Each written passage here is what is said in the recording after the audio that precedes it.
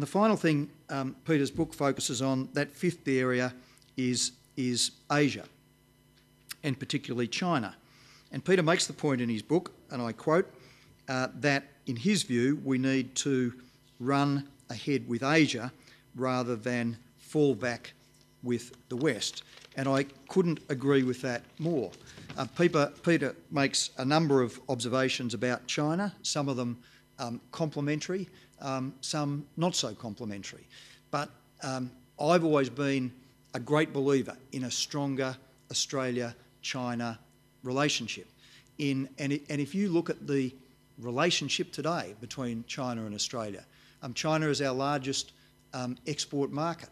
But more than that, China is now our largest source of students, secondary and tertiary, coming into Australia. China is now our largest source of tourists, obviously coming into Australia. And the next big wave with China is going to be taking our relationship to the next level. And I've visited China more times than any other country in the world. I was the first to say in Victoria's case back in 2000 that within a matter of years China would be Victoria's largest trading partner. Our government opened more offices in China than in any other country in the world. And so I think and I believe our futures are inextricably linked. And so it follows then, in a reform sense, that if you look at what the PM's done, what Julia's done in announcing the white paper, Australia in the Asian Century, it's exactly the right thing for Australia. And she launched that, of course, at an AsiaLink function, because we need to look at the relationship. We need to look at how we can take it to the next level. We need to look at how we can free up more trade. We need to look at, for example, in China itself, more reforms of monopolies, more reforms of SOEs, more banking reforms to open up opportunities for Australia in those markets.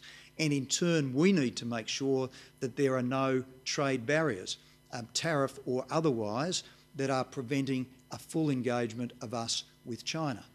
And you know, for all the discussion about China, China's GDP per head is still only $4,500 per head.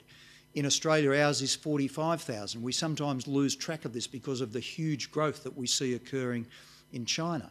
But the China miracle is to have lifted 500 million people out of poverty in the last decade. And when you've got a GDP per head of just $4,500 a head, there are many people still who live in abject poverty.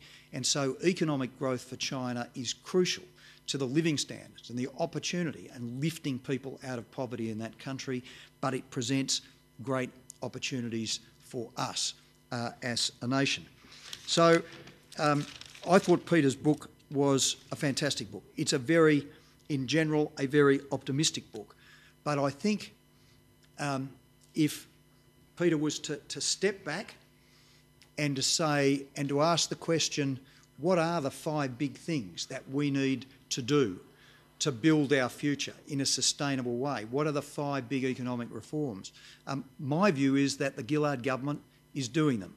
And as I said, it's lifting savings, it's driving productivity through the national reform agenda, it's tackling climate change by putting a price on carbon, it's embracing, at least in part, the technological revolution, and it's embracing all of the opportunities that will come for us in economic and friendship and cultural terms from a closer engagement with Asia.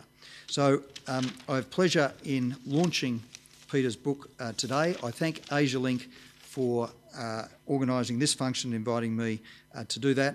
And AsiaLink, of course, who earlier than I think any organisation, any other organisation, saw the great opportunities for Australia in Asia, the great economic and cultural and friendship opportunities, and AsiaLink has worked assiduously to produce them. So thank you for this opportunity, and it's my pleasure to launch the Sweet Spot.